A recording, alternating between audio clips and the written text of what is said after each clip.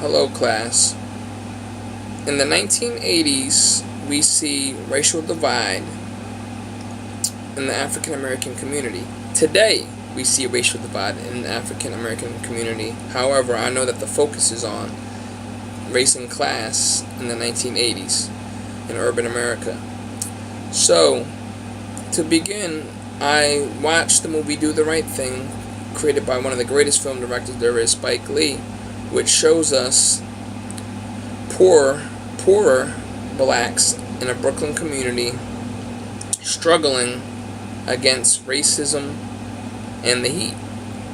And then when you look at, on the other hand, Vanessa's Rich and The Cosby Show, which shows us affluent African Americans in New York City at the time.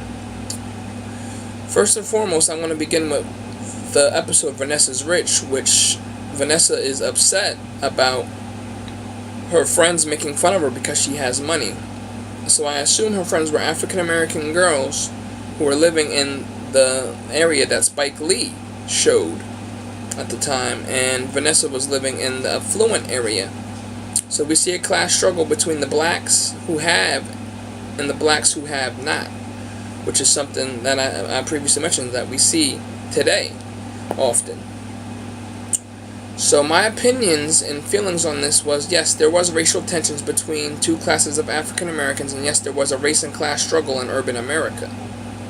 The reason being was because of blacks wanting to keep money and put it in affluent neighborhoods instead of keeping it in the poor neighborhoods. As again, a personal example of that is an example of that in my community today. We see African American business leaving our community because they are not making any money because of the urban structure in our community and because the people can't afford to buy the goods that they are providing. Spike Lee, he shows us African Americans struggling against white Americans and the Italians in the pizza shop at Sal's, wanting a bigger piece of the picture. They want to be on the Wall of Fame. They felt that their contributions were as great as the whites. They were helping the white business, and our main protagonist was working for Sal's, and he felt as if he should be on the Wall of Fame. We see class struggle in these communities because of the fact that African Americans who did not have in the poor black communities. They have outside of the black communities, and those who had money and the white business owners in the white communities kept the money to themselves and had black employees. The whole situation of race and class in America was depicted very well between those two films, because on one hand we see wealthy African Americans, and on the other hand we see struggling African Americans, and we see the separation and divide between the two classes.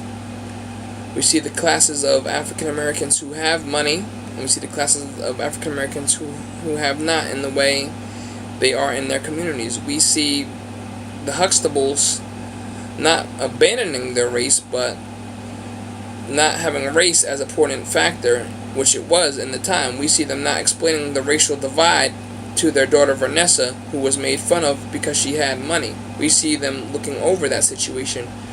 But Spike Lee gives us a good view of what it is to be black and poor in Brooklyn at the time, where we see them go through different themes as such as racial divide, arguing within the community, not having privilege of having an air conditioner, having to work for a person of another race, as opposed to we see the way the Cosbys give handouts to their daughter Vanessa, as opposed to the characters in the Spike Lee film having to bust their behinds every single day to make a cent. So overall, these two films gave me a great overview of the class struggle that was taking place in the urban communities of the 1980s, because we see black business not being present, but we see white business and Korean business being present in urban communities as opposed to the white business. So yes, there was a racial class divide, and yes, it was present during the time of the 1980s, and it is still, if you come into the African American communities, present today. I wanted to thank you for watching my video, and I hope you enjoyed.